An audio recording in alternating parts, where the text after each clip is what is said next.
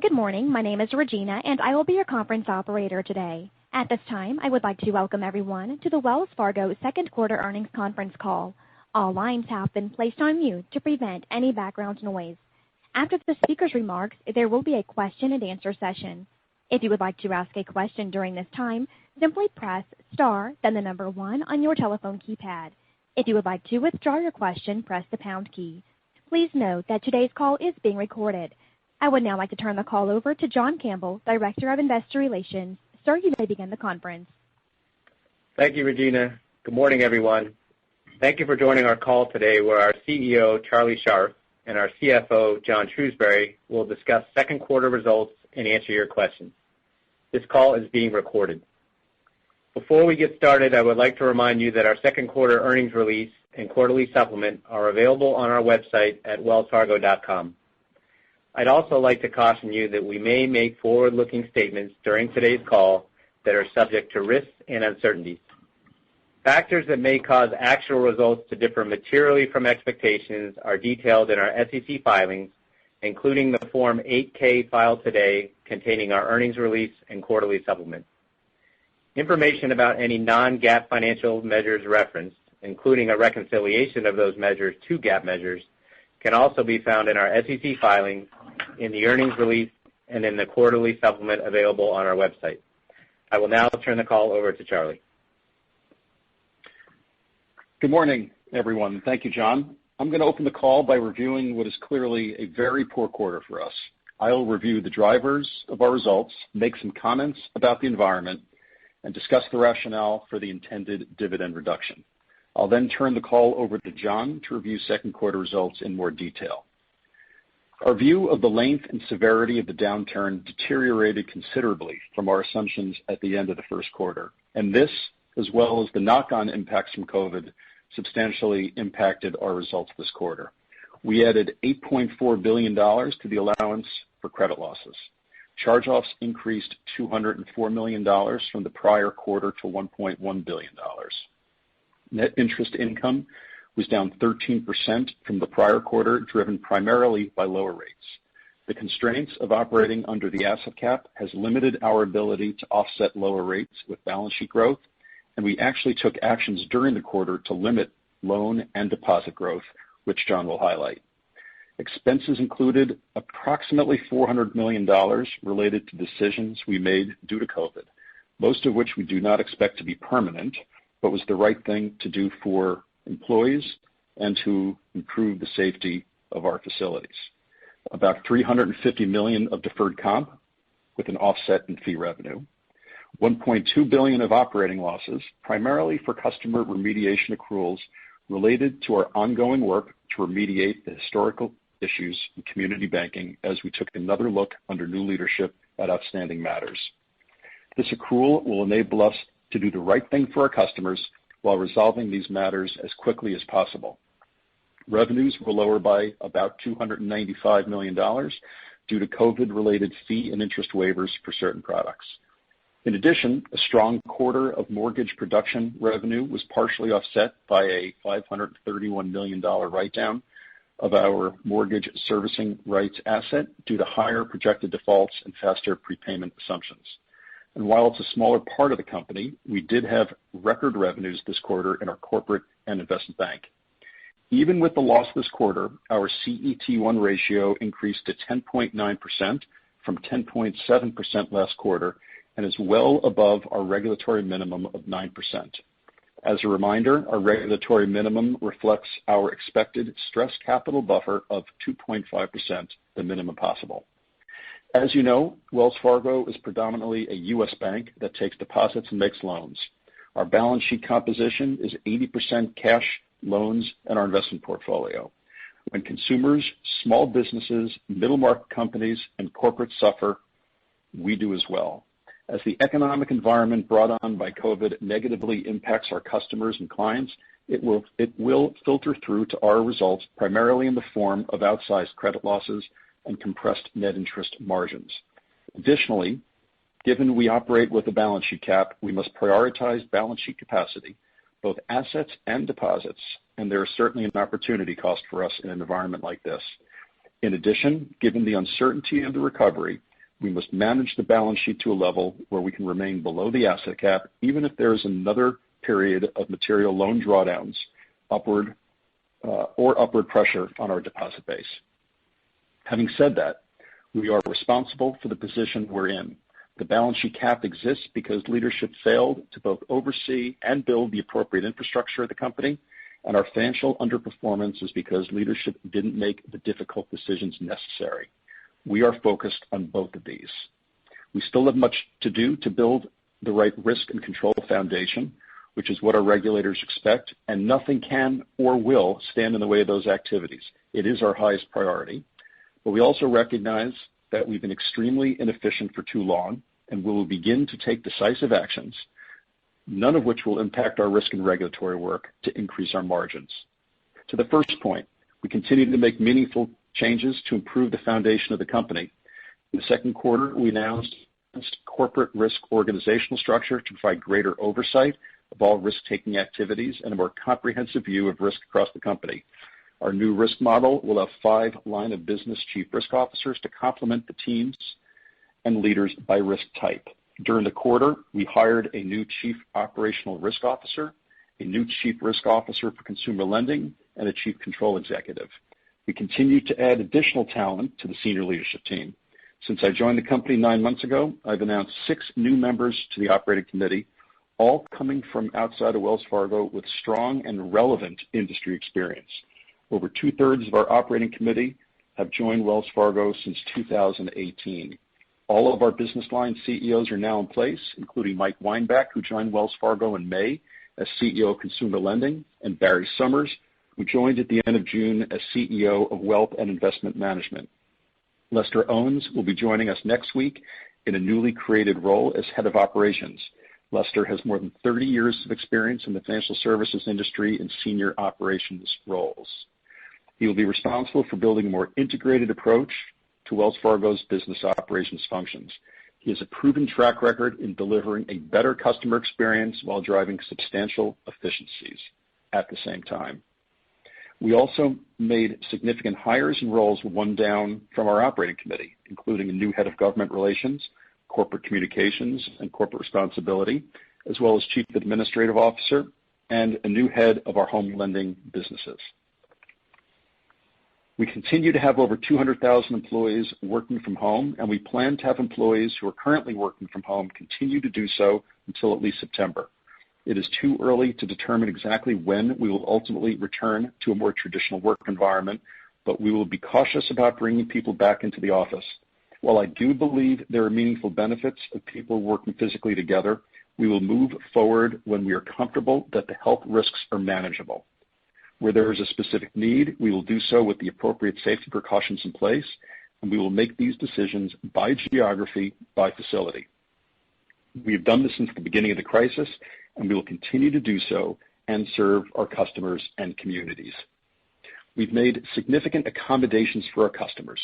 Through the end of June, we have helped more than 2.7 million consumer and small business customers by deferring payments and waiving fees.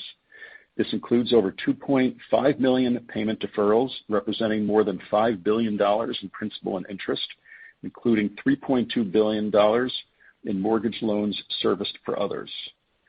We provided approximately 6 million fee waivers for consumer and small business customers, exceeding $200 million. For our commercial clients, we processed approximately 246,000 deferrals, representing more than $1.5 billion of principal and interest payments. In addition, for commercial distribution and auto finance customers, we provided maturity date extensions representing approximately $6.6 billion of outstanding principal and interest. Through the end of June, we have funded 179,000 PPP loans totaling $10.1 billion with an average loan size of $6,000. 60% of those were for loan amounts of less than $25,000. 84% of those were for companies that had fewer than 10 employees. 90% have less than $2 million in annual revenues, and 41% were to companies in low and moderate income areas, or at least 50% minority census tracts. And we announced last week our Open for Business Fund.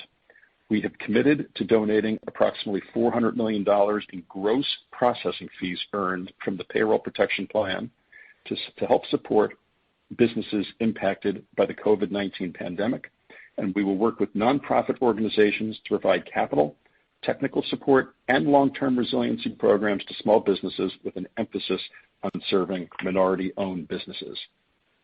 Customer deposits have continued to increase, reflecting unprecedented government stimulus programs, lower spending, and customers converting investments into cash, while commercial deposits declined, reflecting actions we took to manage under the asset cap, which John will describe in more detail.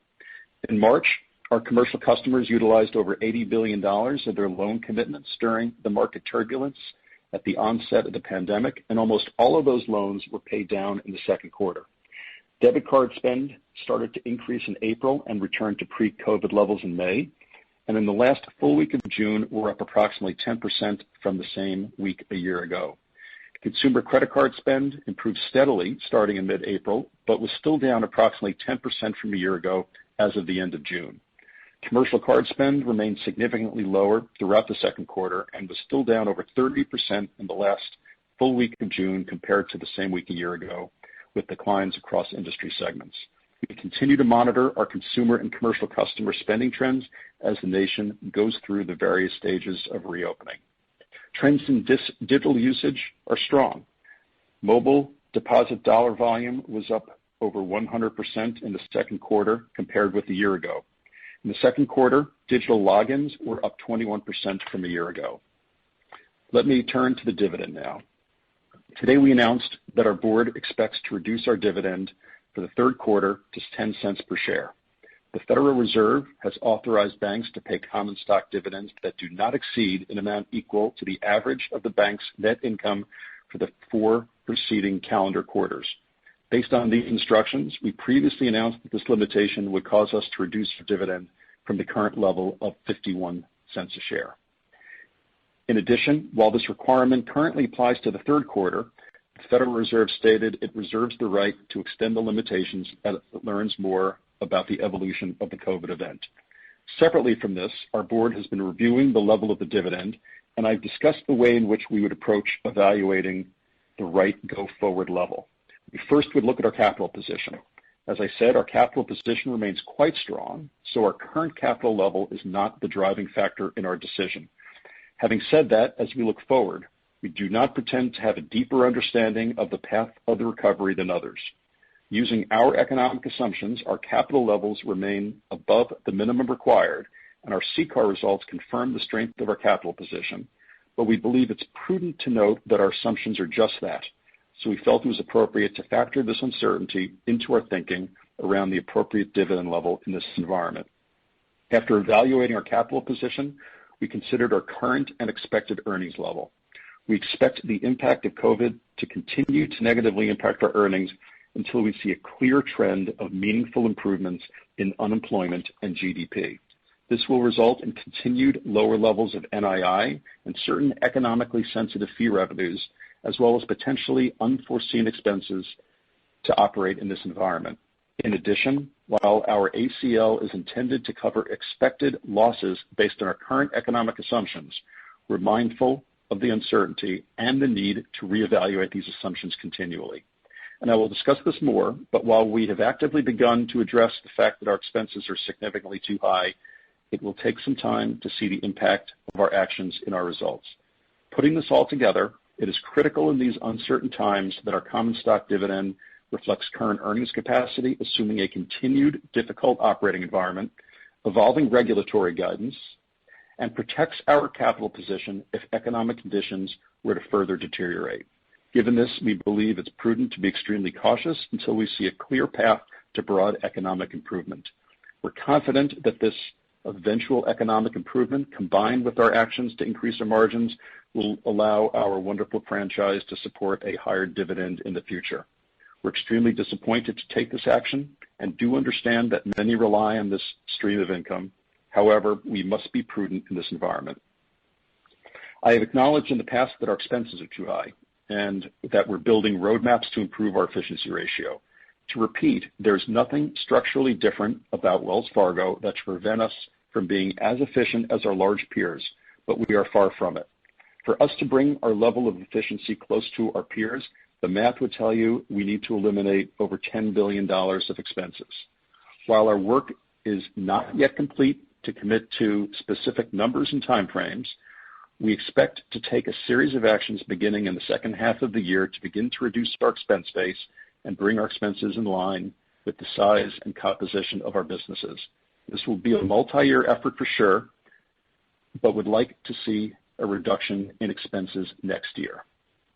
And now, we now have a centralized team driving the effort across the enterprise, and our lines of business and functional areas have dedicated resources stacked against this.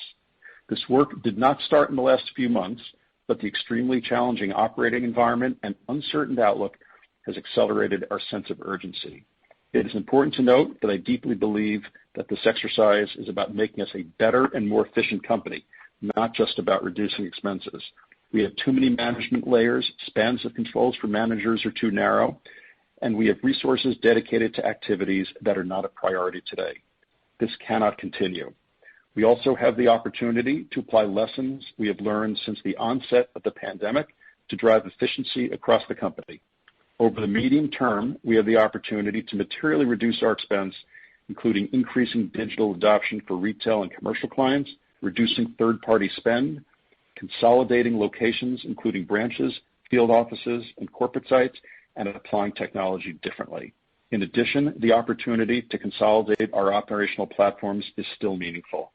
As a financial company, and specifically a GSIB, we must be strong financially to serve our customers and support our communities, but also to provide growing opportunities for our employees. And while our balance sheet is strong, our margins are too narrow. To ensure we're that source of strength, we need to begin to take action to improve our results. As I've said, and I'll say it again, we will not do anything that will impact the work we have underway to build out our risk and control environment. The opportunity to become more efficient exists elsewhere in the organization, and we will protect this work at all costs.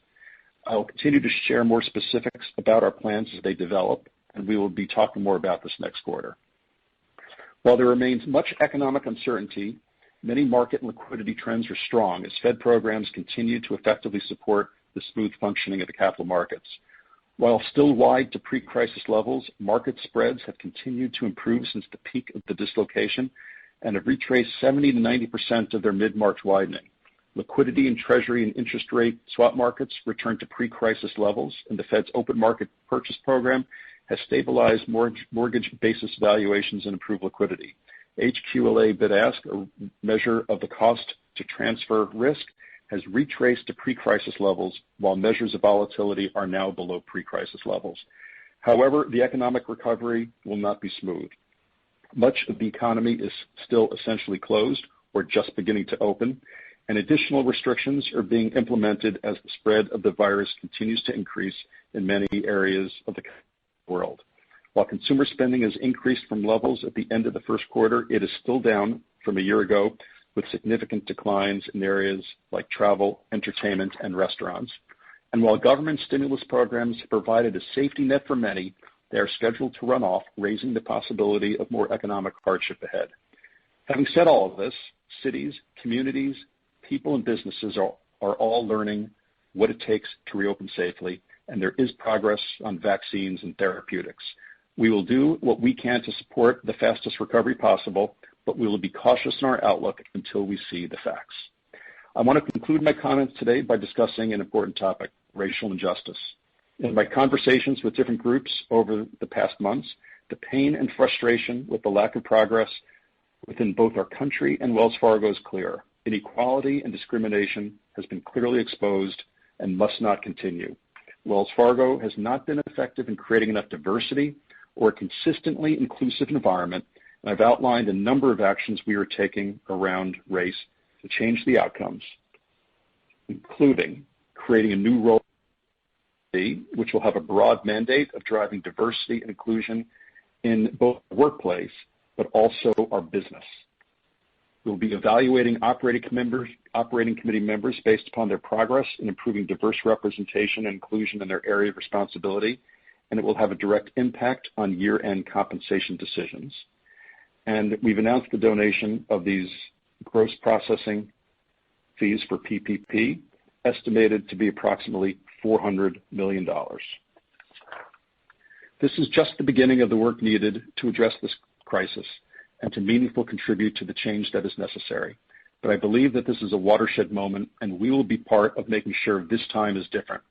Finally, I want to thank all of the employees at Wells Fargo who continue to work tirelessly to serve our customers and successfully execute on our priorities. I will now turn the call over to John. Thanks, Charlie, and good morning, everyone. Charlie's comments covered most of the information on page 2 of the supplement, including the largest driver of our reported loss, which was the $8.4 billion increase in the allowance for credit losses in the second quarter. So let me highlight just a couple things here. First, our income taxes in the second quarter reflected the impact of annual income tax benefits, primarily tax credits, driven by our reported pre-tax loss. As a result, we currently expect our effective income tax rate for the remainder of the year to be approximately 26%, excluding the impact of any discrete items. Also, deferred compensation plan investment results increased net gains from equity securities by $346 million and increased personnel expense by $349 million. As we've highlighted many times, while these hedges are largely P&L neutral, they can result in large swings in our reported revenue and expense trends. In late May, we entered into arrangements to transition these economic hedges from equity securities to derivatives in the form of total return swaps. As a result of this change, starting in the third quarter, our reporting for this item will be less volatile since most of the accounting impact from deferred comp hedges will be reported in personnel expense. Turning to page 3, Charlie covered the support we're providing to our customers and communities during the pandemic, but let me just highlight that the approximately $400 million donation for small business recovery efforts we announced last week through the new Open for Business Fund will be donated when the gross fees are recognized in revenue. Turning to page 4, while our earnings in the second quarter were significantly impacted by the economic environment, our capital and liquidity continued to be strong, with both our CET1 ratio and LCR increasing from the first quarter. Our CET1 ratio increased to 10.9%, 190 basis points above our current regulatory minimum of 9%. We expect our stress capital buffer to be 2.5%, which is the lowest possible under the new framework, and would result in the regulatory minimum for our CET1 ratio remaining at 9%. Even with the large increases in our allowance over the past 2 quarters, our CET1 level was $23.7 billion above the regulatory minimum. Our LCR increased to 129%, 29 percentage points above our regulatory minimum, and our primary unencumbered sources of liquidity were approximately $511 billion. Turning to loans on page 5, similar to industry trends, period-end consumer and commercial loans outstanding declined in the second quarter, but average balances grew, reflecting increases in outstanding balances late in the first quarter. I'll explain the drivers of consumer and commercial period-end loan balances in more detail, starting with consumer on page 6. Consumer loans were down $20.1 billion, or 5% from the first quarter. This decline includes the reclassification of $10.4 billion of conforming first mortgage loans to held-for-sale status to provide flexibility to manage our balance sheet under the asset cap. The economic slowdown from COVID-19 reduced consumer spending and was reflected in lower credit card balances, lower auto originations, and other revolving and installment loan balances. In addition, we took actions during the second quarter to tighten credit standards given the current economic environment and to manage to the constraints of the asset cap.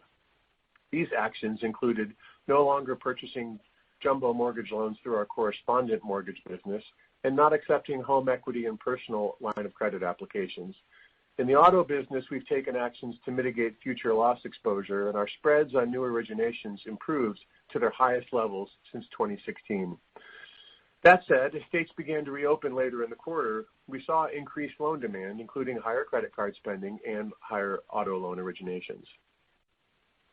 Turning to commercial loans on page 7, C&I loans declined $54.9 billion, or 14% from the first quarter, driven by paydowns of revolving loans following increased loan draws in the first quarter during the market turbulence at the onset of the pandemic. As Charlie highlighted, almost all of the $80 billion of loan draws in March were paid down during the second quarter.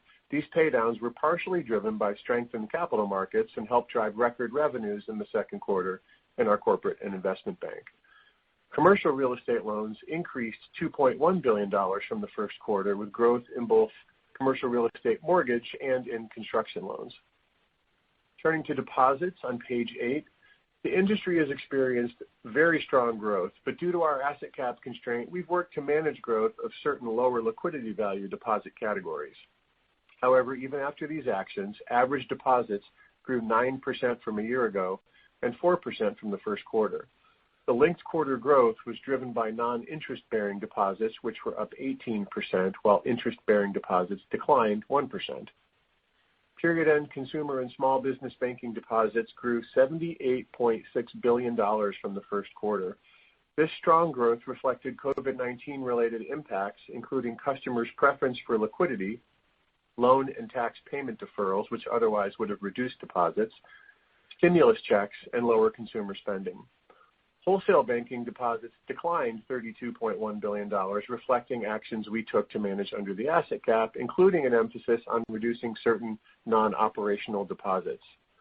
Average deposit costs declined to 17 basis points, down 35 basis points from the first quarter, with declines across all of our lines of business.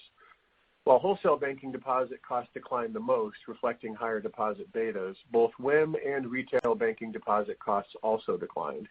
We currently have no active retail banking promotions, and we expect deposit costs will continue to decline in the second half of this year and reach the single-digit lows realized in 2015 and 2016.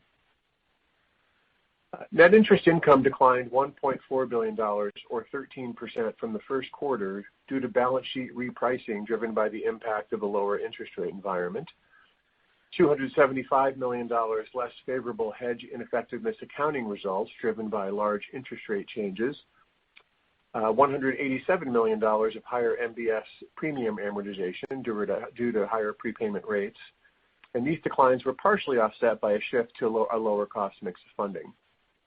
Net interest income was down 13% for the first half of the year, and as I discussed in June, we currently expect net interest income to be in the $41 to $42 billion range for the full year 2020, which would be down 11 to 13% from the full year of 2019.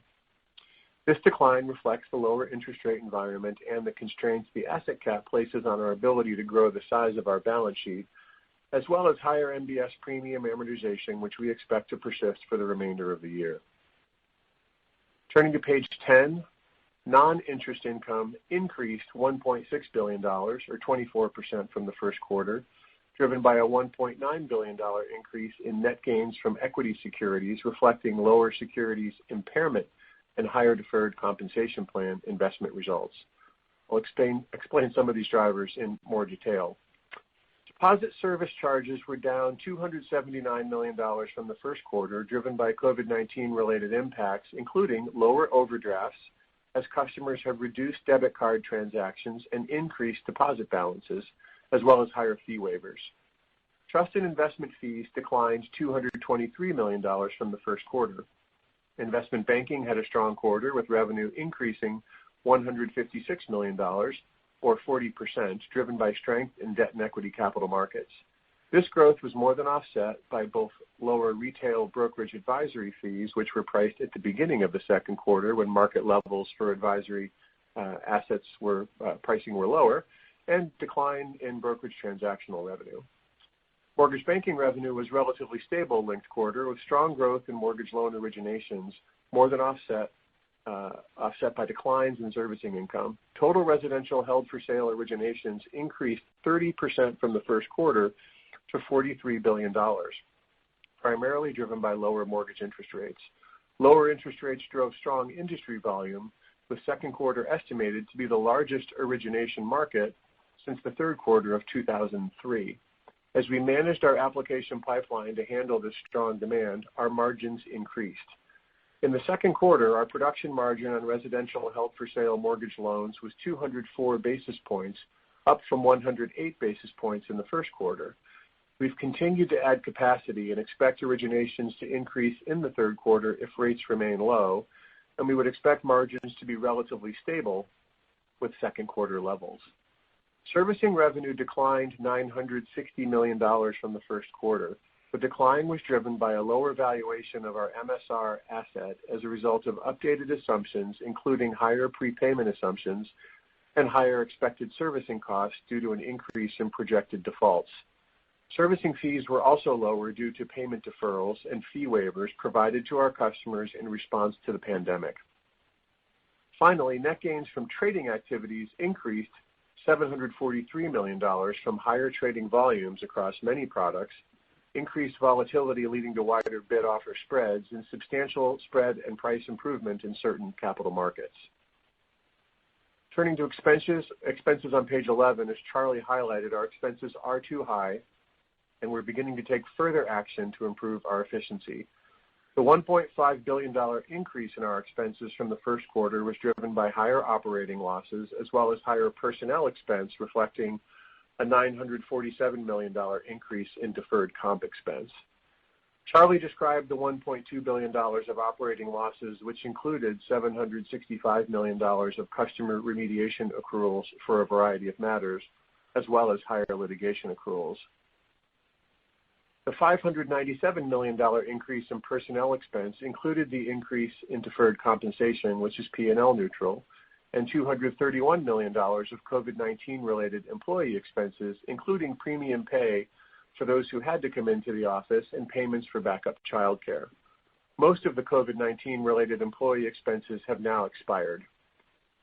We also had $133 million of higher COVID-19 related occupancy expense to make our properties safer for our employees and customers, including enhanced cleaning, additional supplies, and workstation modifications. These costs will likely remain elevated until the pandemic ends. The impact of COVID-19 also reduced some of our expenses, including travel and entertainment and advertising and promotion expense. Turning to our business segments, starting on page 12, as Charlie highlighted, we now have the leadership for our 5 business segments in place, and we will transition to reporting our segments in accordance with the structure starting in the third quarter. Community Banking reported a net loss of $331 million, driven by an increase in provision expense. On page 13, we provide our Community Banking metrics.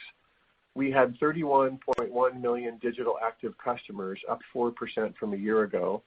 While the number of digital customers remained stable from the first quarter, these customers are doing more digitally, with logins up 10% from the first quarter, and the number of checks deposited using a mobile device reaching a record high in the second quarter, up 32% from the first quarter.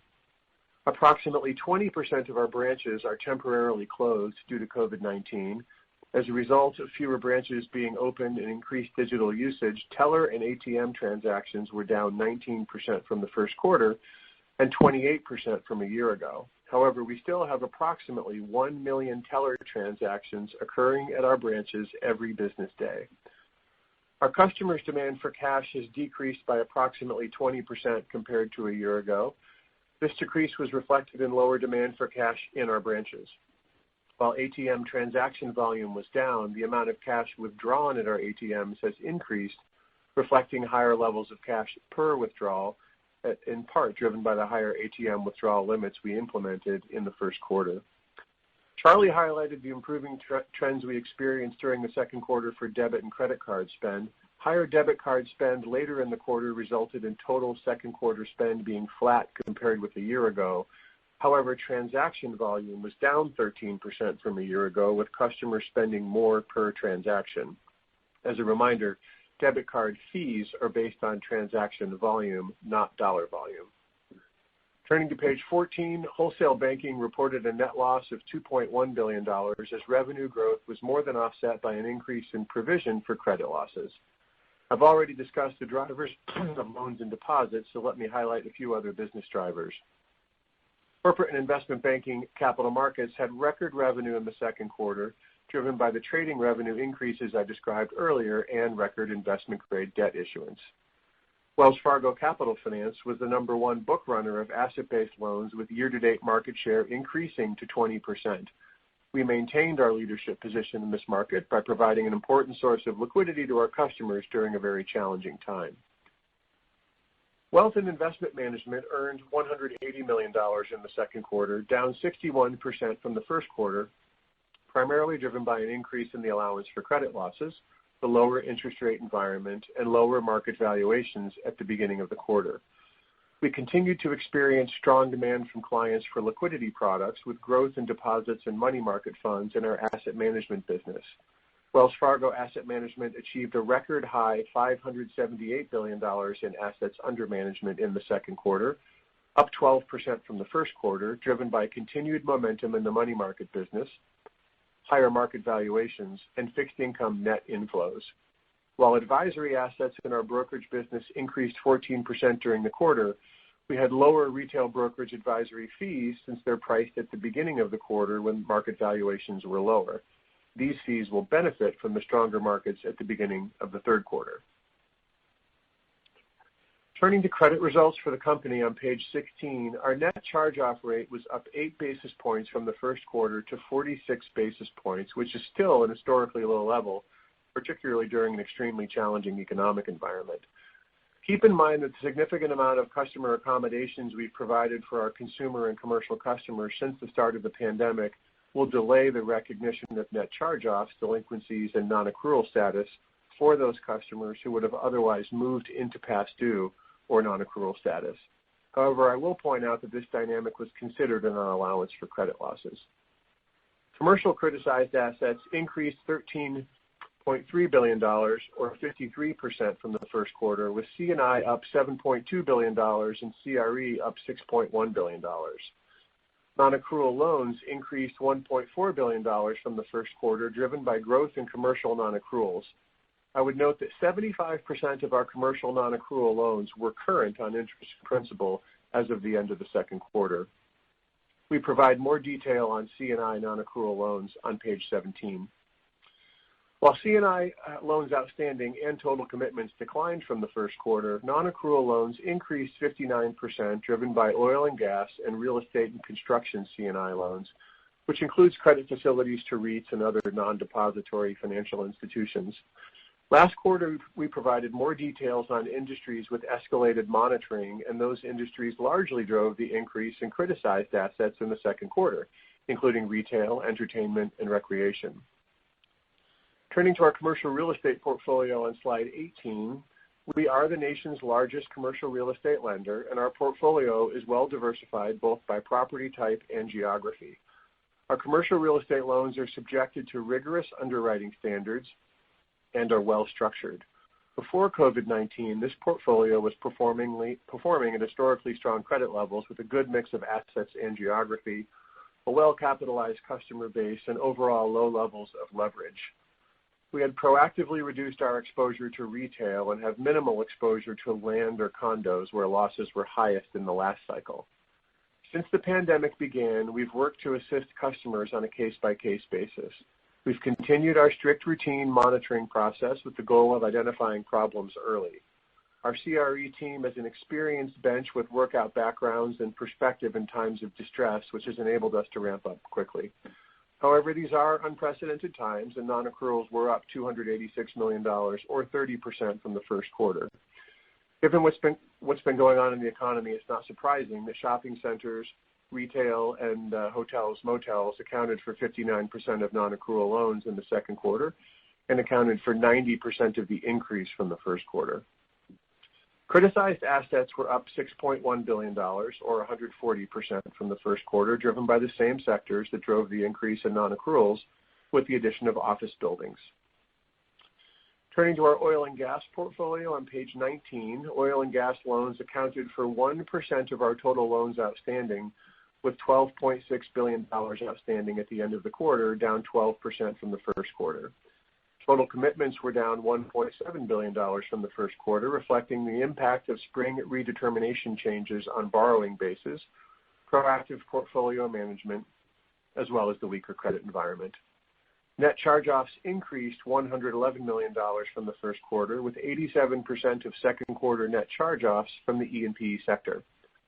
Non-accrual loans increased $865 million from the first quarter, with approximately 93% of non-accruals still current on payments. Criticized loans increased 26% from the first quarter, reflecting downward credit migration resulting from commodity price volatility and included numerous credit downgrades of publicly rated companies. On page 20, we provide detail on our allowance for credit losses. The $8.4 billion increase included $6.4 billion for commercial loans and $2 billion for consumer loans.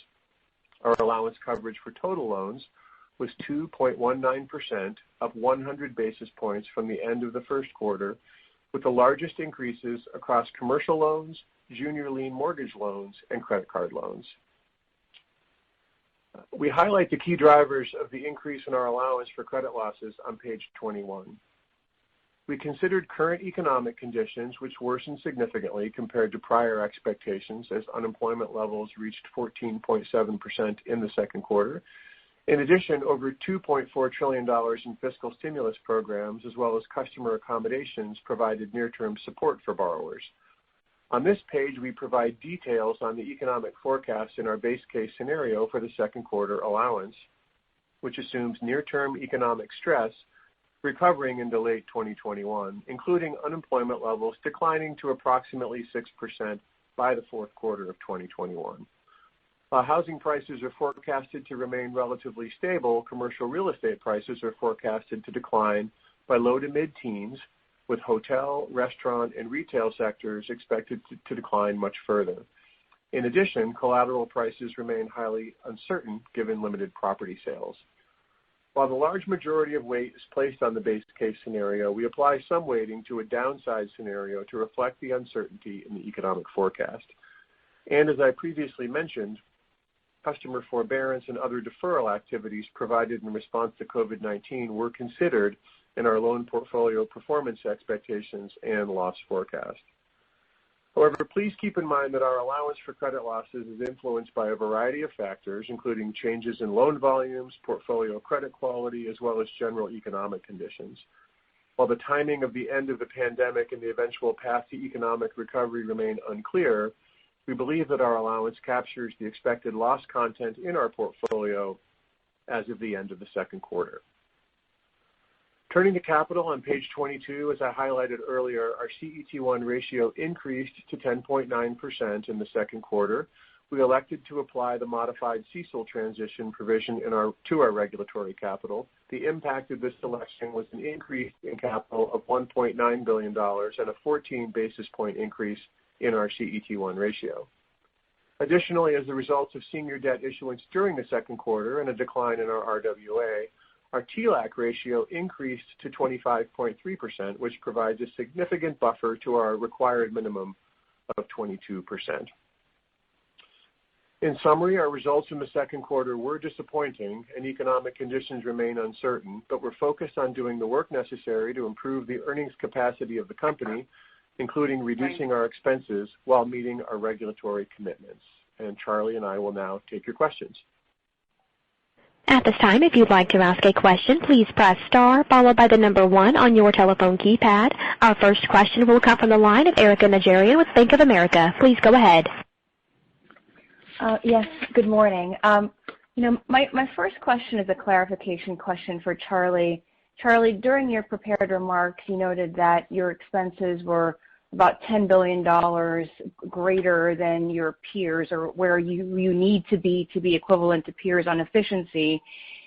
Are you saying that lopping off $10 billion in expenses is an eventual long-term goal for this company to be in line with their larger peers? Well, what I said was that the math, if you do the math, what it says is that when you look at their efficiency ratios versus ours, our expenses are at least $10 billion higher than they should be, and there's no reason why that should occur. And so we are doing the work to create a roadmap for a company which is significantly more efficient. Exactly what the time frame is and where we ultimately get to, I think, we'll provide more information on that in the future and play itself out. But, we can do the same math that you can do, and there's no reason why, as a management team, we don't have the ability to be as efficient as the rest. Got it. That's clear.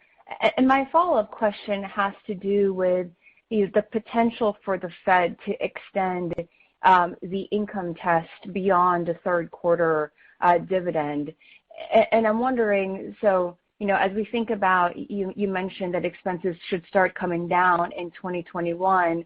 As I think about how consensus is formulating future earnings power, I think, consensus is expecting that, the majority of your reserve build should be behind you.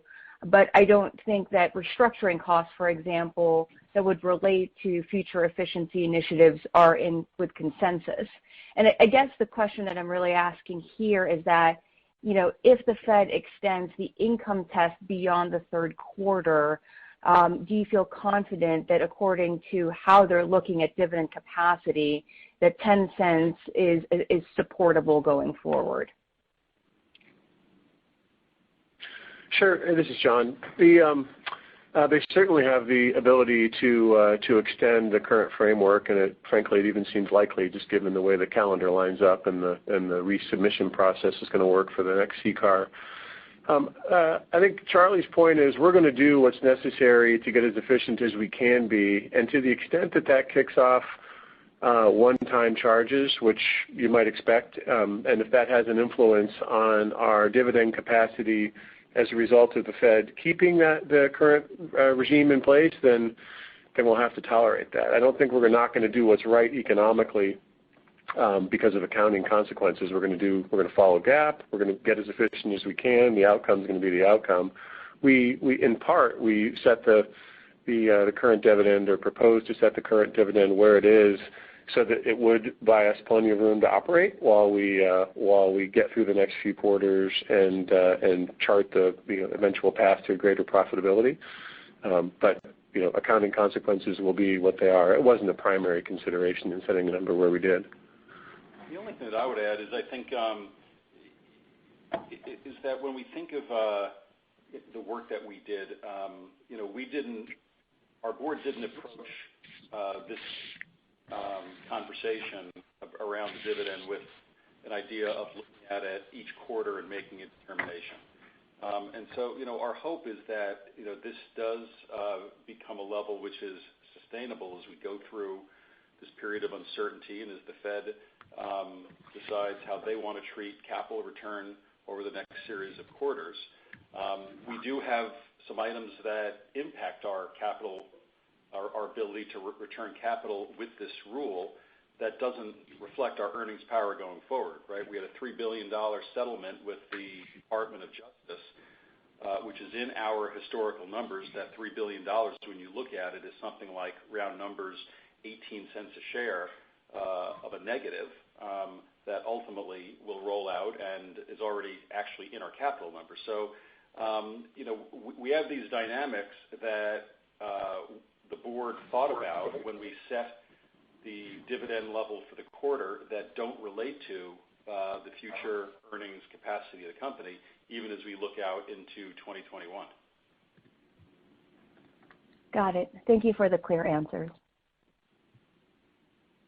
Your next question comes from the line of John McDonald with Autonomous Research. Yeah, hi. Good morning. Good morning. John, could you remind us just where you are on the asset cap, flexibility, what needs to be done each quarter now, with deposits coming in and some loan demand, and what kind of flexibility you have to operate under that, and where you are today on the way it gets measured? Thanks. Sure.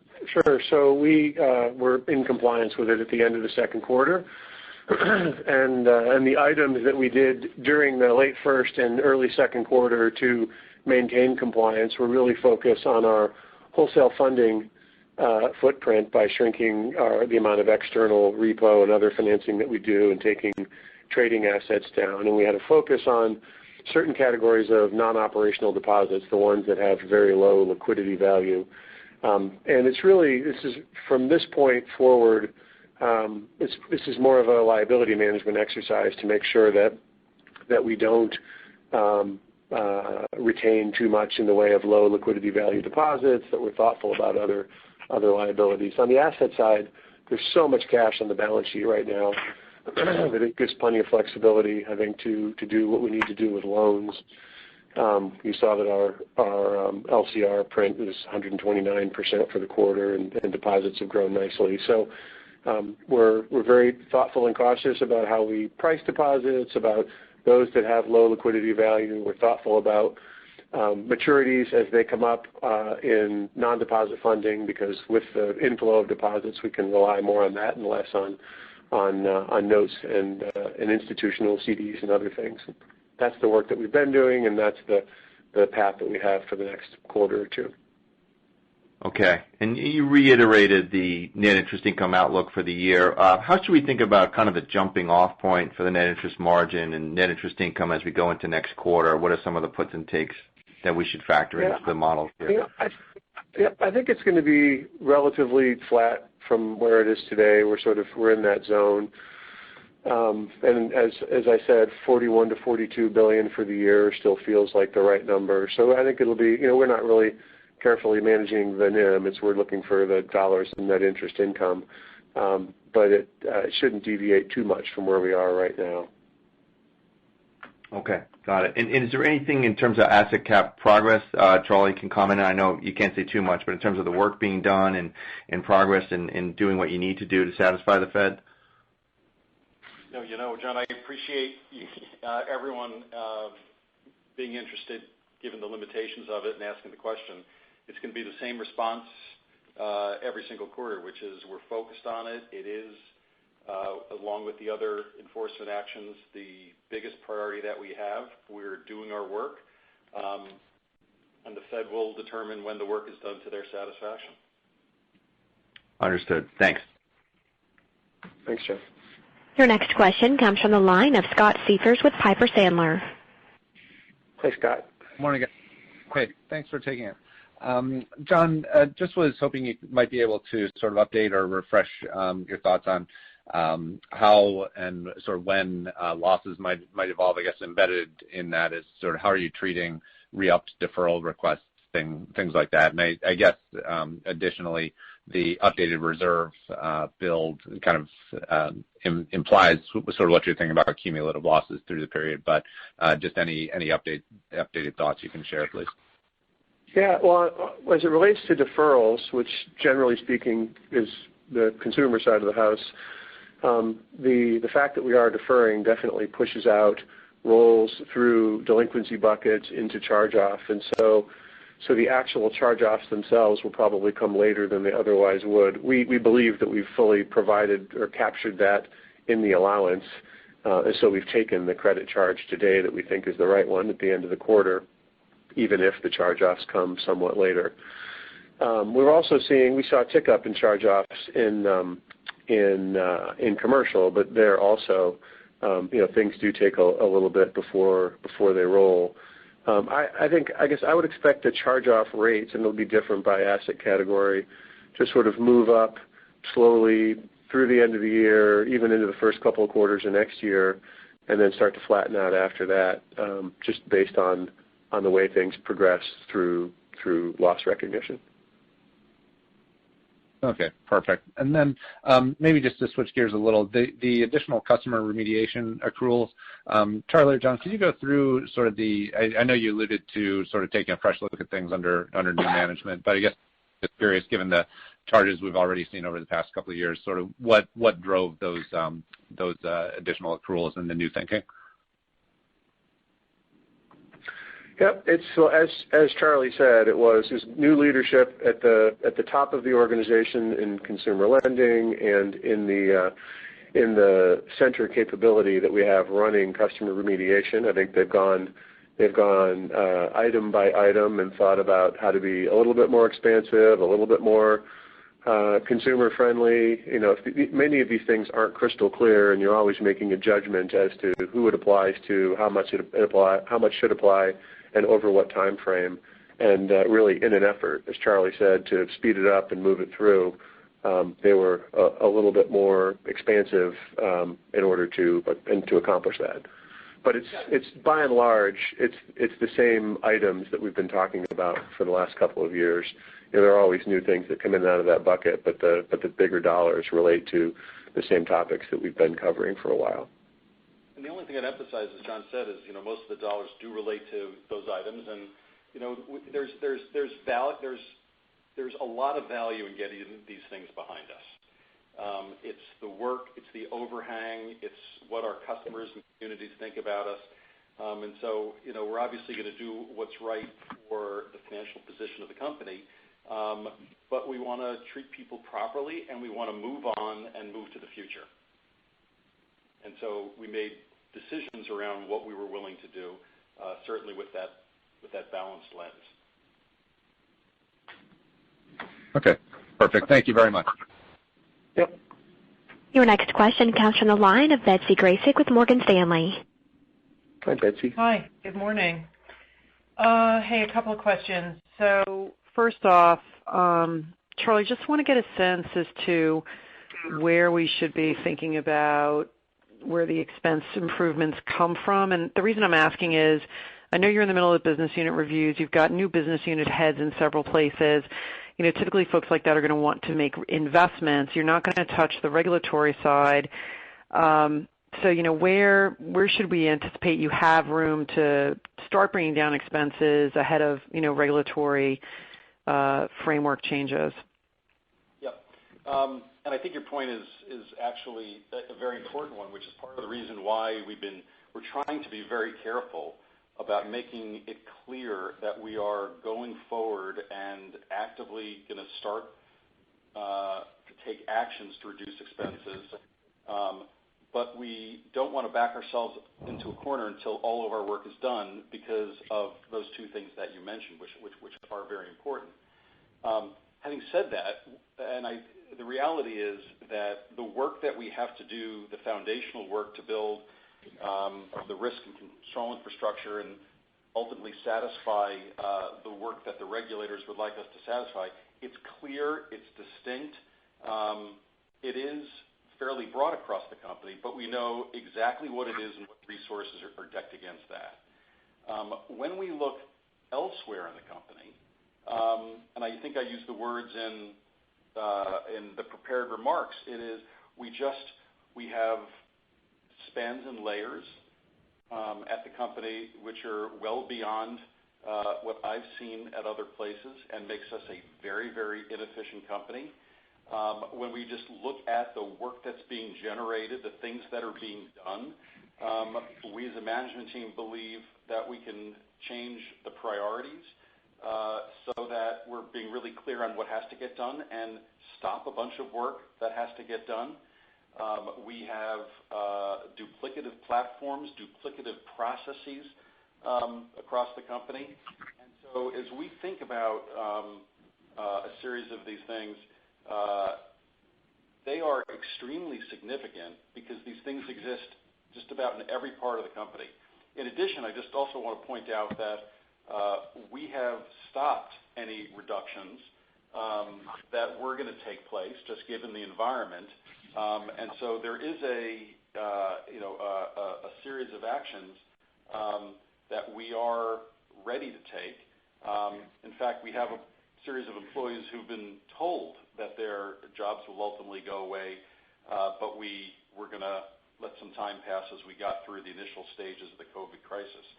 So we do see a clear path to start making an impact on the expense base. And it's like an onion. The more we do, the more clearer the next round will become. And is that something that you could start in second half? I know you mentioned that, we'd see the benefits here in 2021 with expenses below 20, but should we anticipate that some of this will start in second half 20? We are clearly going to take the actions in the second half of this year, and obviously depending on what the economics of all that is and the accounting of it, not quite sure whether you'll see it here or in next year. Got it. Yeah, okay, that's understandable. And then could I just switch gears to a question on mortgage? So the question here, Oh, yeah. Betsy, I just want to add one thing, which I just think is important, which is, because I didn't say this in the prepared remarks, but I've certainly talked about this inside the company, which is we don't look at a quarter like this and just say, okay, that is what it is. Losses are higher, our margins are narrow, we know we've got some work going on, and so we'll eventually get around to it. While we knew these things had to get done and the work was getting done, it's not lost on us our underperformance relative to where we should be earning. And so, while I think there was a sense of urgency towards both getting the regulatory work done and improving our performance, whatever sense of urgency existed before is going to be small relative to what it is going forward. Yeah. Yeah, I get that. No, I get that. And I also am hearing in your commentary that the costs around the regulatory and the risk and the, those costs, is it fair to say, are more known today than they were maybe a year ago? Yeah, I think absolutely. As time goes on and we become, we get clear on what has to be done, it's clearly easier for us to put, a broad understanding of what that takes. And again, just to be clear, when we go, and part of the reason why it takes us a period of time to do this properly is we're going to have very formal processes in place to ensure whatever reductions in our expense base we take, that they do not impact any of that work. And so that'll be informal and it will be very, very formal because that would be just a terrible, terrible mistake for everyone if we were not to do that properly. So beyond heightened consciousness on that issue. Okay. All right. Just switching to mortgage, refi speeds have been incredibly high and through second quarter. And John, I just wanted to get your sense as to what's in your base case assumptions for 3Q, 4Q. I mean, part of the reason for asking is it impacts, the servicing, prepayment speeds. It impacts your NII outlook with the, refinancing on the agency. And then I also just wanted to have a quick follow-up question here on the Ginnie buyouts that you did that, the American banker highlighted this morning. Just understand, is that the first of many or not? Thanks. Yep. Well, good question. So on mortgage speeds, and it shows up in the MSR, it shows up in our investment portfolio, and it shows up in the runoff of book loans that are in our held for investment portfolio in loan form. The speed assumptions vary depending on the vintage, the coupon, the debt to income, the LTV, et cetera, and the refinanceability of borrower by borrower. But I think we're as aware as anyone of how fast things have gotten, and we're seeing 30-handle CPR on various pools of loans. And so while we think we've captured that in our updated estimates on the MSR in particular, it does feed into this level of call it $500 to $700 million per quarter of premium amortization for mortgage securities, which we, as I said, is likely to remain for the rest of the year. On Ginnie buyouts, as what's happening there is that there are loans that have gone delinquent in part because of COVID, and as the servicer, we essentially have the accounting consequence of owning them whether we buy them out or not. They're deemed, because the option to purchase them is so deeply in the money, we're deemed to have bought them. And so our calculus was either to have a giant pile of cash and that consolidated asset, or to go ahead and buy them out and not have that asset, essentially that asset twice, but use the cash to buy the asset.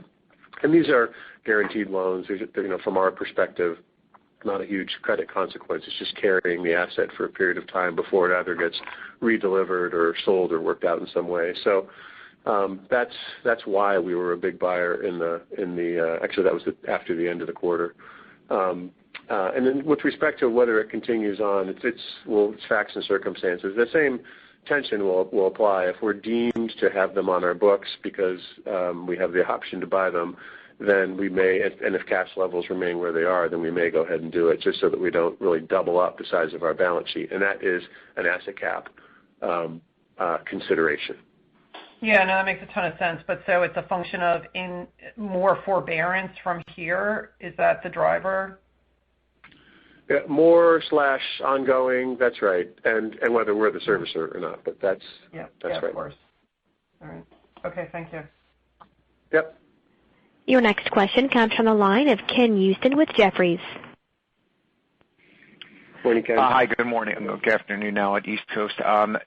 Just a follow-up question on the NII outlook. Seems like in the second half, some pluses or minuses to get to the mid-zone of your 41-42. But just can you help us understand just how much more roll-through there needs to be from here on both asset yields and securities yields to your earlier points of how you're reinvesting? And then what from here can also happen on the deposit cost side as a partial offset?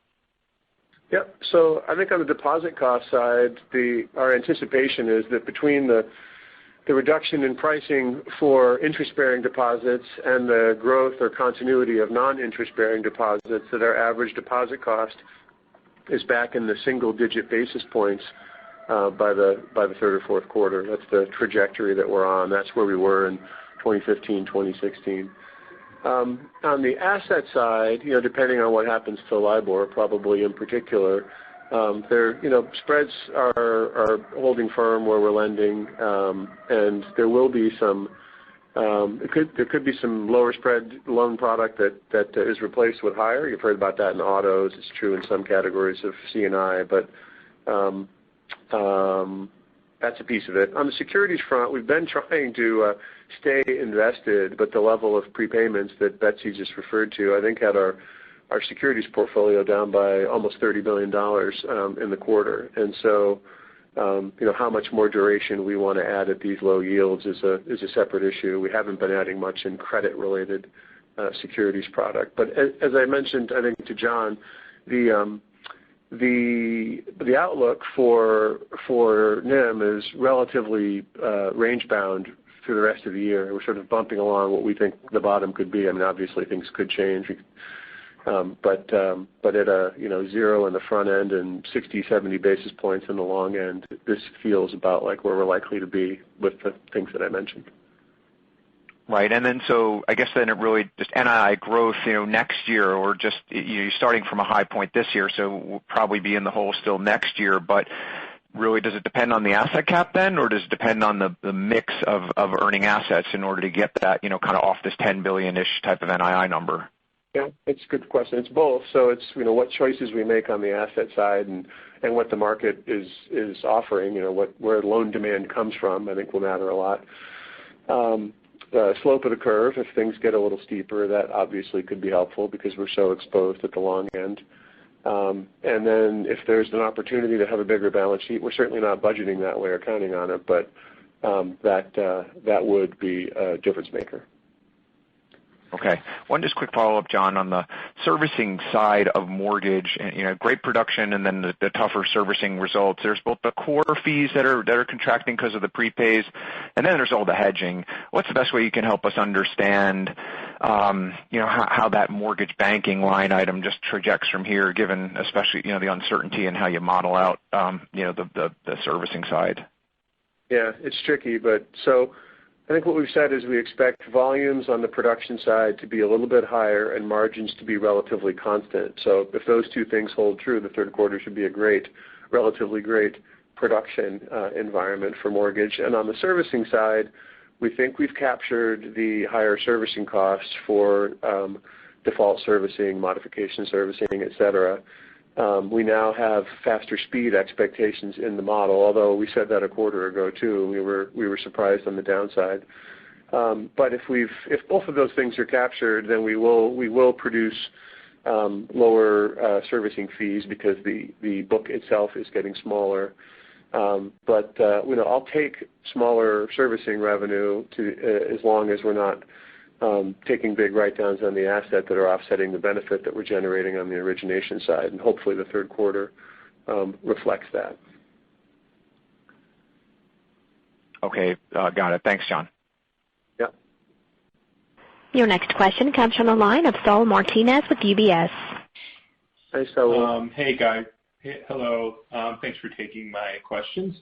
First of all, a really specific question related to the four-quarter dividend cap. Can you just verify, John, that's based on net income before preferred stock dividends? And because I think that the guidance from the Fed is public, that it's based on your Y9C net income figure. And for you guys, obviously, that does matter given the size of the preferred stock dividend. So I just wanted to make sure that that point is clarified.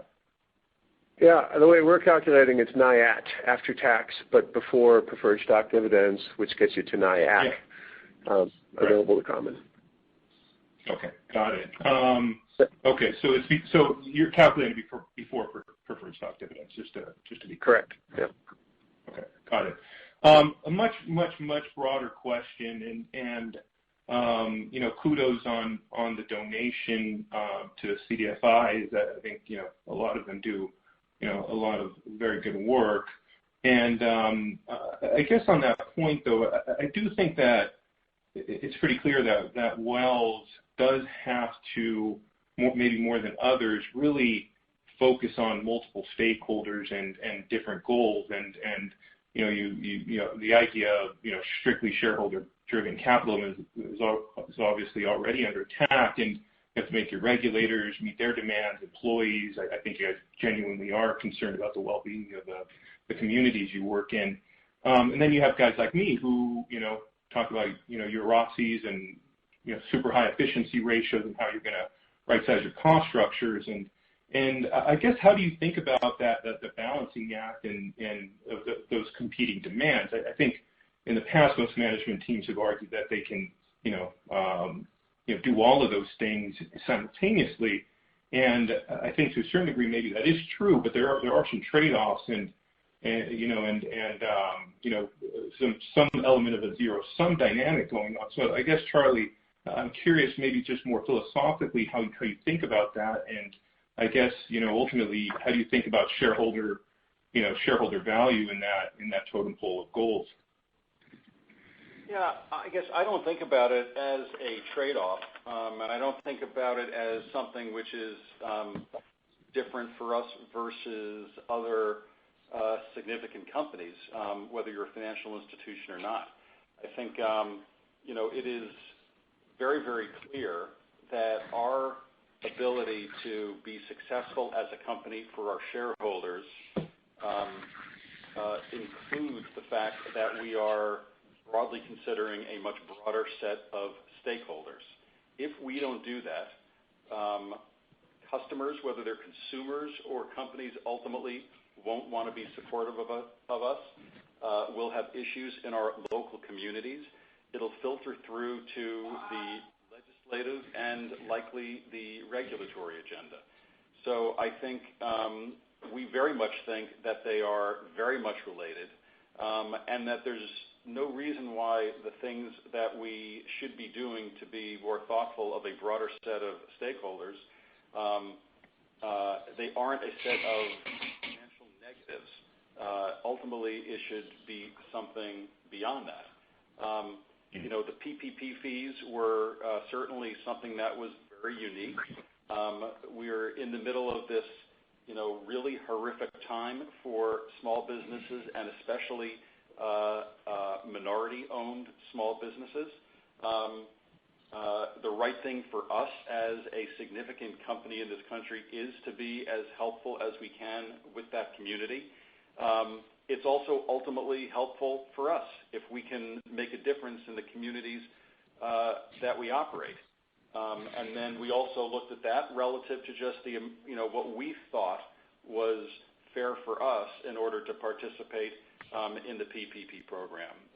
And so I think, you put all those things together and there is alignment, and those that don't think about it that way will likely suffer over the long term. All right, that's thanks for the thoughtful answer. Appreciate it. Your next question comes from the line of Steven Chubak with Wolfe Research. Hi, good afternoon. So I wanted to start off, Charlie, with just a theoretical question on the asset cap. You talked about the proactive steps that were taken to manage the balance sheet to stay below, and how that's negatively impacted NII. Since most investors are focusing at this juncture on normalized NII and through the cycle revenue growth expectations, if the Fed were to lift the asset cap tomorrow, I was hoping you can give us some idea or context around the amount of pent-up growth potential in the balance sheet today. I think it would be helpful if you could frame the impact of the asset cap on NII, or at least volume growth based on where things stand today. So this is John. If just as a data point, using rough math, if our balance sheet was expanded by, call it $200 billion, or about 10% during this COVID timeframe, and there is a question about whether there was ample opportunity to do that around several asset classes, but in certain areas there certainly was. With something like our average NIM, the impact that would have had on us would have been, and these are approximations, but to reduce the drawdown on NII by 50%. So, half of how things have worsened would have been covered by that expansion of the balance sheet. That's one way to think about it. There were more immediate opportunities to put loans on, in particular, I would say, in March as capital markets were closed. I think everybody knows that. And we saw customers drawing on available facilities, and there were other requests for new facilities. The bigger, probably more constant piece of an increased balance sheet, at least in the businesses that we serve today, would probably be to have a bigger securities and securities financing portfolio in support of our corporate and investment bank, where we have drawn down as part of managing under the asset cap. And there's a handful of benefits to that, including being able to do more business with the companies that were and the institutions that were financing in that realm. But you also end up with a big LIBOR-funded book that is a little bit less asymmetric in a down rate scenario, and we certainly suffered from that. There's a real benefit to being substantially deposit funded in that it's very low cost to begin with, but in a down rate environment, it's a little bit more violent in terms of the outcome that it generates. And to have a bigger component piece of LIBOR-funded assets with LIBOR-funded liabilities, it's a little bit less high-producing in the best of times, but it maintains its margin in a down rate environment. So that would have been a benefit also. But Charlie, you may have other thoughts. I think that's okay. No, that's helpful color, John. So thanks for that. Just had one more question. It's one I guess I've asked over the last couple of quarters, but wanted to get some context around the core fee income level, or the jumping off point we should think about for the back half. You cited some of the tailwinds from mortgage production.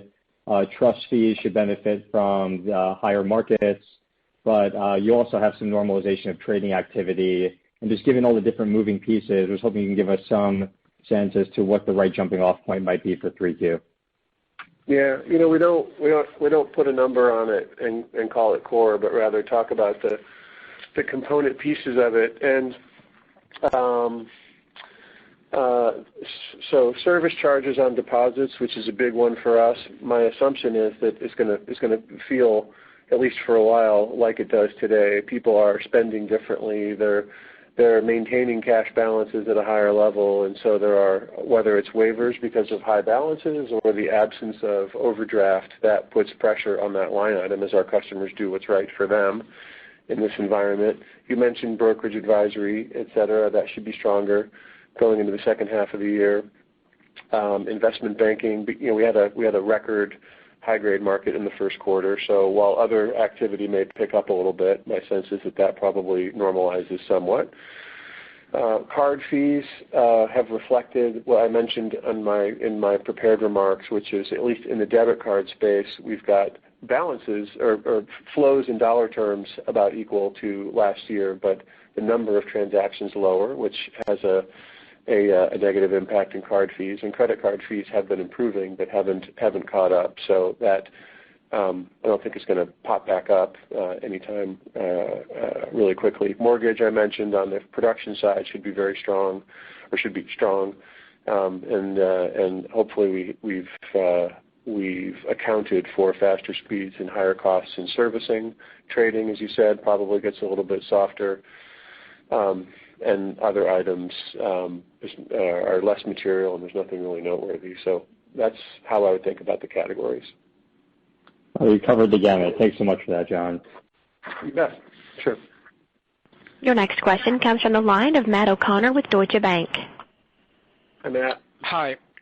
I wanted to circle back on kind of the longer-term view of getting your efficiency closer to peers. And I guess the first question is, why do you necessarily think it's an expense issue versus a revenue issue, or is it a combination of both? It's definitely a combination of both. Revenue, particularly interest income, which doesn't carry a lot of expense load, would be very helpful. I think what we're trying to do is assess where the company is today and what we can do about it. And we can do more about expense than we can about revenue in a balance sheet constrained environment, in a recession, and in a low rate environment. So it's actionable by the management team. But without a doubt, some amount of normalization of certain categories of revenue would contribute to it. But having said that, I think we've sort of vectored in a variety of different ways on the idea that all things being equal, and I'm sure they won't be, but at least as we think about it today, that $10 billion is a reasonable amount to go after to put Wells Fargo on a level playing field with the large cap peers. And the only thing I would add to what John said is, this isn't, the calculation of the $10 billion, that's a mathematical exercise. When the management team, the operating committee gets in a room, there is absolutely no disagreement in the room, not about the math, but about the inefficiencies that exist inside the company away from all of these risk-related activities. And the work that we've been doing is to build the plans from the bottom up to identify where that is. And so, whether that's the full $10 billion or not, we'll see what we get to. But there is, we certainly have a clear belief that we can make a significant dent based upon what we know. And just to be clear, what you think kind of the longer-term cost base can be, when you use the $10 billion as kind of a reference point, should we just annualize this quarter's costs? That gets you about 58. You take out 10, gets you around 48. I mean, is that the thought process? I think of 54-ish as more of the normalized starting point without the excess expenses that are loaded into this quarter for the items that we mentioned. So take 10 off to 54? Yeah. Okay. And I guess just related to that, like whenever I think about kind of cost saves, like there are areas that you'll want to invest in. There is just natural inflation creep. So, I mean, you guys kind of opened up a little bit of the can of worms on the $10 billion. So I know these are things that are tough to predict, like looking at a few years, but. But we didn't open up a can of worms because I don't look at it like we opened a can of worms. I think we look at it like we're acknowledging what the facts are, which is the facts are is we compete with other companies that are investing tremendously, and with those set of investments, the math says the following.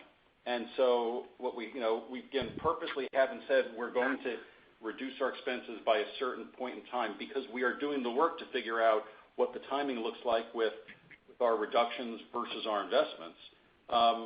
But I think what's important is not just that we acknowledge that gap exists, but we are proactively working to get to a place which makes sense, both from an efficiency standpoint, knowing that we should be investing in the business. Okay. All right. And it sounds like we'll get some more details in the third quarter or so. I think we all look forward to that. Thanks. Thanks, Matt. Your next question comes from the line of John Pancari with Evercore ISI. Hi, good morning. Hey, John. On the credit side, just want to see if I can get your updated thoughts around your through cycle loss estimates that you would expect. I know your 2020 company run DFAST is about $27.7 billion. Is that a fair way to think about it? And then also want to get your thoughts around the reserve. You took a pretty good addition this quarter, and now your reserve is about 74% of that 2020 DFAST. Do you think there's likelihood for additional substantial reserve additions from here? Thanks. Thanks. Thanks for the question. So we do the math to compare our own estimations to the DFAST outcomes, but we don't think of them as necessarily better informed about our loans and our portfolios and our risk profile and our collection activity, et cetera. So it's a useful data point, and it's an external one that people can judge against. But we think more about our own experience and the scenarios that we believe are the likely ones in the world that we're living in, and so that's how we focused it. With the build that we made in the allowance, I think we're at almost 2.2% coverage of the outstanding loan portfolio, and of course it's very different by loan category, like it is for every other bank. I think we believe that if the world unfolds in the way that we've got it modeled and assumed in our both modeled loss estimations and in our bottoms-up portfolio by portfolio work, that we will have captured the loss content in the portfolio as of the end of the quarter. And as a result, unless things really leg in a worse direction, that this would be this would have accounted for those losses. Got it. Thanks, John. And then related to that, on the commercial real estate side, just want to see if you could discuss the credit trends that you're seeing in commercial real estate. I know that delinquencies in CMBS structures really spiked for the industry beyond even financial crisis levels, and but clearly that is being staved off somewhat at the banks by forbearance efforts. Can you just give us a little bit of that granularity around what you're seeing and the level of forbearance in commercial real estate, and is it seeing a greater pressure in the portfolio to forbear given the pressure that your borrowers are seeing? Thanks. Yep. The first distinguishing point I would make is that, and I know you know this, but for everybody's benefit, the CMBS structures are non-recourse loans, and so there's no alternative, other than realizing on the collateral. There's no mechanism for extra cash flow to enter into a structure unless somebody does something that they're not contractually obligated to do to try and shore things up. And I think, as I've seen most recently, the June numbers in CMBS are about 13% of loans are not current. Conversely, on a bank's balance sheet, most of the loans that we have real sponsorship and recourse, and generally speaking are lower LTV than CMBS to begin with. So our actual performance is quite different. And then I think we talked about this last quarter too, but the variation in how deep we'll go from an LTV perspective is, as you'd hope, with the more stable property types, we might have higher leverage, and with the least stable property types, we'd have lower leverage, which helps a lot in a downdraft. So we have, in round numbers, roughly $150 billion worth of commercial real estate loans outstanding at the end of the quarter. The biggest piece is a quarter of that is office, 20% of that is apartments, 12% is industrial, 10% is retail excluding shopping centers, and then 9% is shopping centers, and everything else is below 9%. Actually, hotels is about 8%, which is a volatile property type. And then among non-accrual loans, the shopping centers are 32%, hotels 14%, and retail excluding shopping centers is another 14%, and everything else is below 14%. And there's about $1.3 billion of non-accruals overall. So that's what it feels like. We're working through these things borrower by borrower. Sometimes the concessions that we're making are just covenant related. Sometimes they are, real forbearance, and we allow people to take a little bit more time to pay. Our borrowers have been generally calm and constructive. It's not a lot of panic at this point in the cycle. The problem loans have skewed towards retail projects, many of which were already struggling, and then also the hotel owners with lower capitalization. So I hope that's helpful. Got it. Now that is helpful. So really, you're reserving within commercial real estate, or you would say that represents the similar stance for your overall portfolio. In other words, you're pretty much finished building reserves there as well. For how we understand the world at the end of the second quarter, yes, and we think it's very realistic. I should also add that in commercial real estate and elsewhere, our teams have gone loan by loan, borrower by borrower, and made an assessment of where we think we are and where we think things are going. So it's not just a modeled set of expectations, but a real careful review of every borrower, every property, and their circumstances.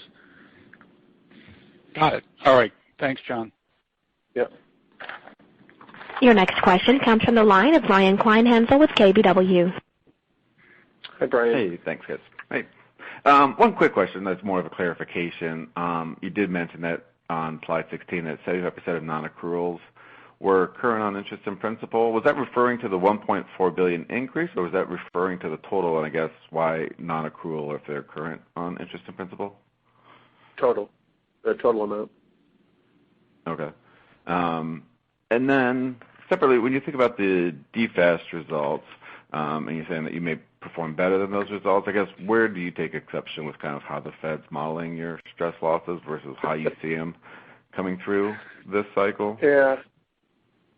Forgive me if I don't start a response by saying we take exception with the Fed's results in the following way, because that won't be helpful. But they draw from different models and have different approaches, and we draw from our own, as I said, bottoms up, our own modeled outcomes, our own historical outcomes, change in the composition of the portfolio, change in underwriting standards, since whatever we're comparing it to, and we end up with the numbers that we end up with. I'm happy to note that I think in general the Fed applies a lower loss rate for a variety of loan categories to Wells Fargo than they have for some other lenders. It's not universally true based on the composition of portfolios, but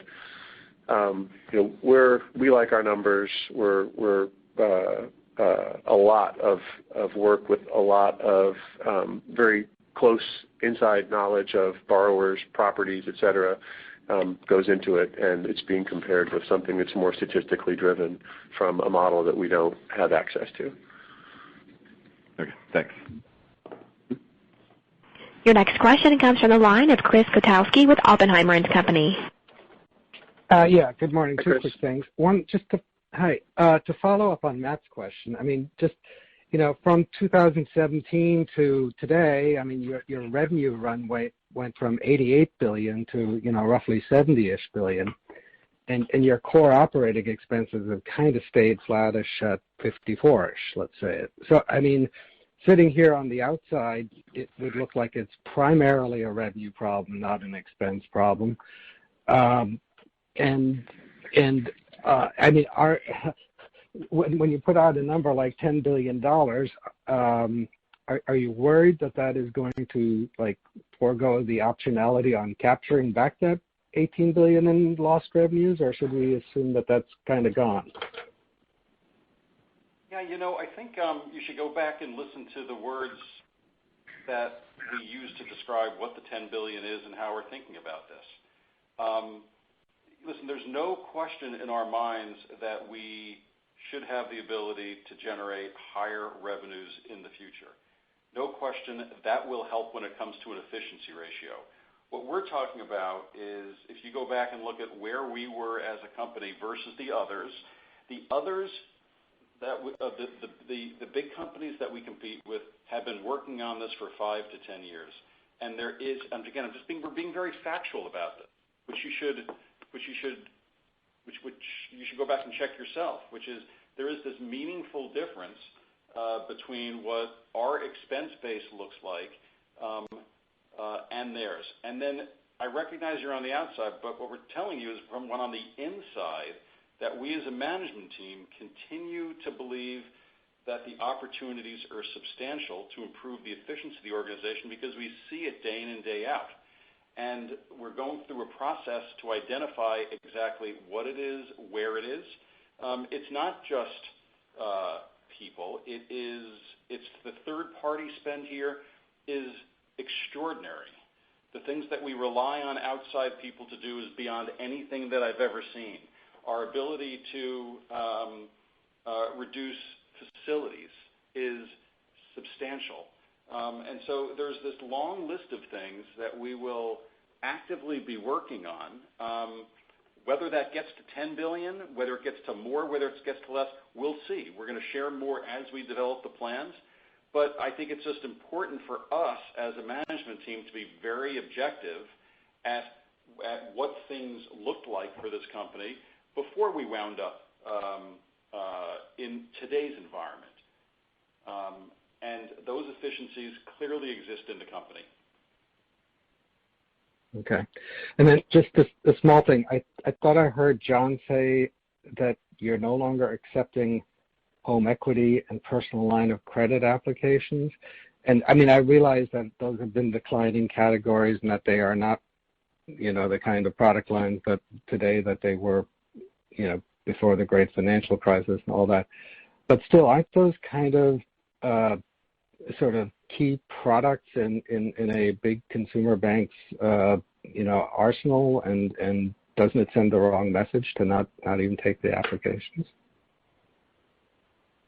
Well, I guess I'll talk about a piece. John can talk about a piece. I guess the way to think about it is, first of all, we do offer personal lines in the company because we have a credit card business. And so, for us, it's a question of making sure that we've got the right product in front of the customer, and so we think we have the ability to do that. The home equity product, as you rightfully mentioned, has certainly declined in terms of the amount of production that was taking place. But we do have to, make a determination in the uncertain environment as to, what is a smart thing for us to participate in along with consumers as they add risk to their balance sheet.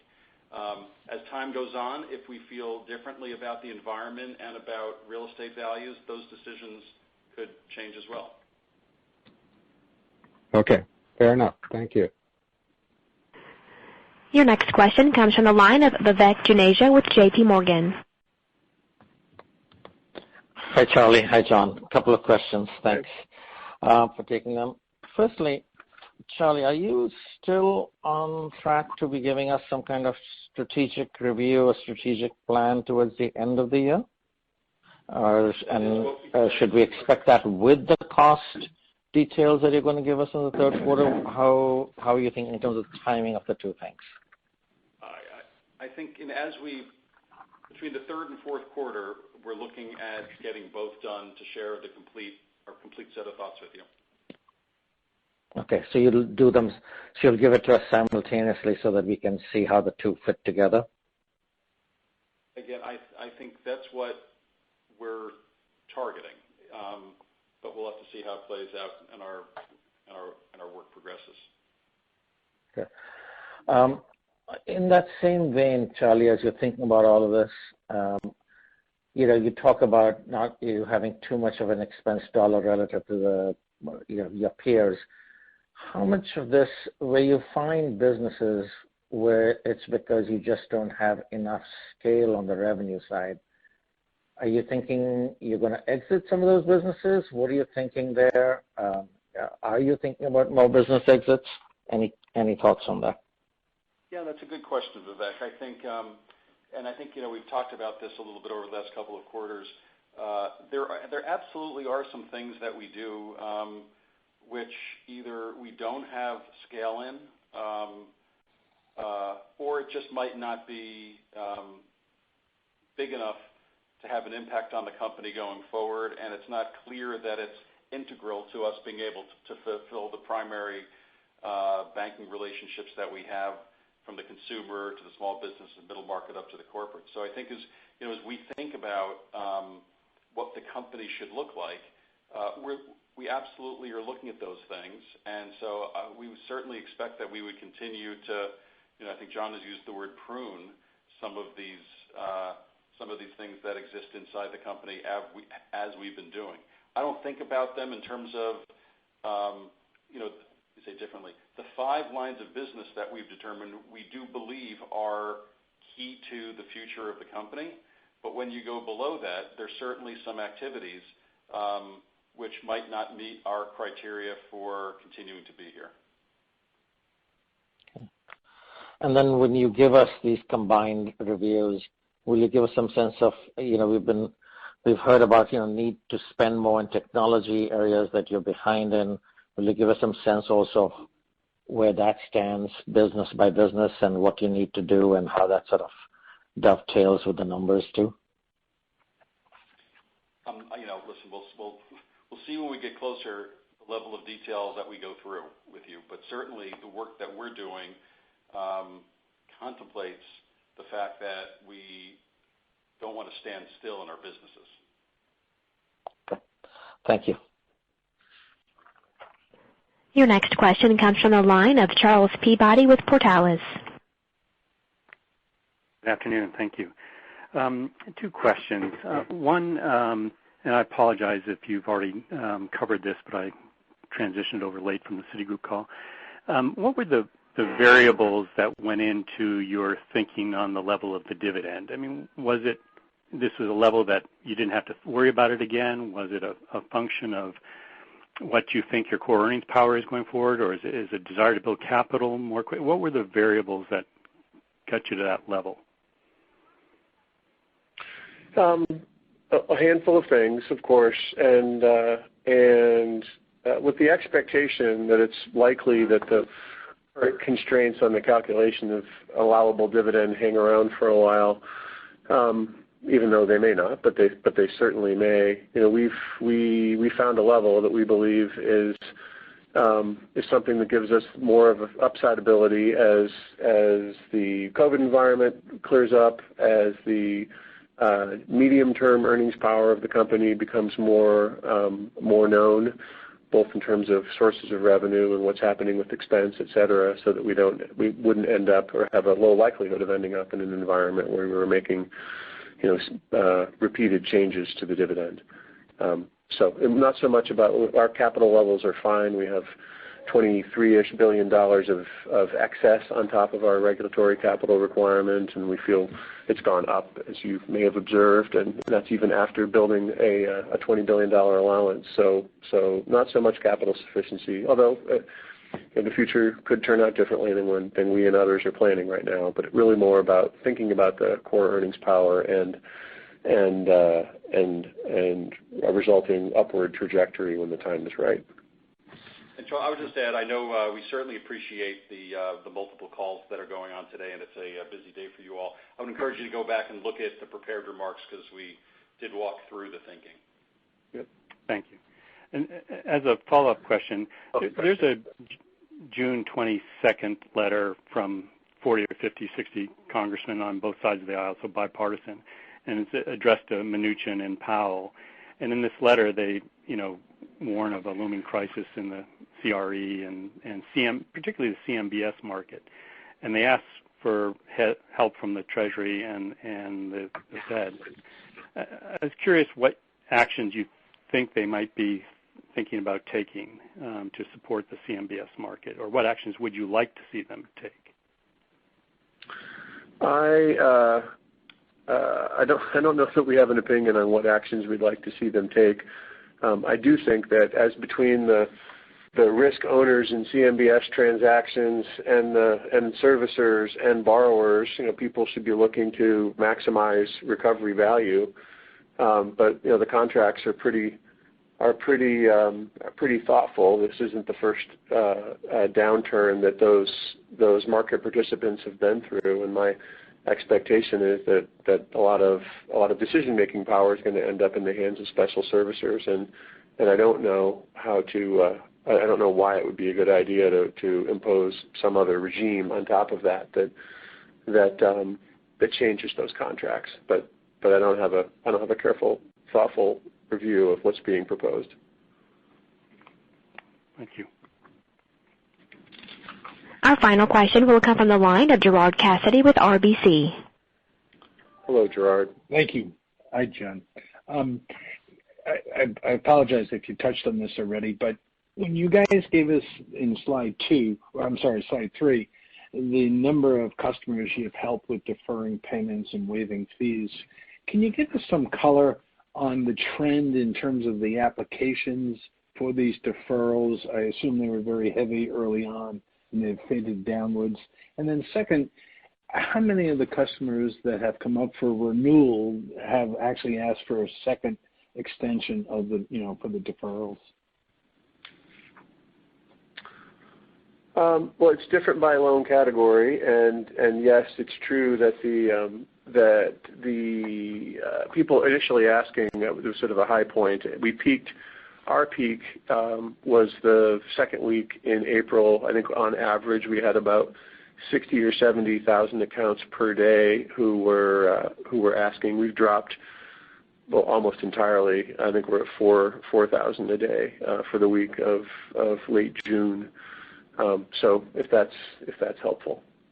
And then of course the extension question is related to how long was the initial deferral to begin with, and in general I would say that more people are getting comfortable with coming out the other side, but yet we still have a good base of folks who are in deferral.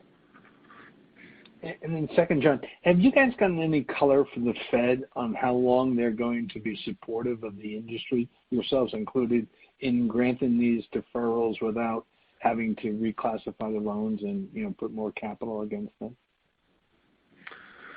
I don't think we've got a specific conclusion on that, although we do assume that there's going to be some point in time after which, whether it's the regulators, not only the Fed, and or our accounting convention is going to cause us to have to consider these as something other than a performing loan. It might be different by category, it might be different by regulator, but the longer we go on, the greater the risk of that. Great. And lastly, thank you again for the great detail that you guys give in your commercial and industrial loan portfolio. And I noticed, as you mentioned, the increase in non-accruals on page 17, the different categories. Can you give us some color on the real estate and construction that the non-accruals went to $290 million, up from I guess it was 49 in the prior quarter. But how much was construction versus loans to the non-depository financials? I don't think I have the breakout in front of me, but I can have the IR team follow up with you. Okay, great. No, I appreciate it, John. Thank you. You bet. All righty, guys. Well, listen, thank you very much for the time. We appreciate it, and we will talk to you soon. Take care. Ladies and gentlemen, this does conclude today's call. Thank you all for joining, and you may now disconnect.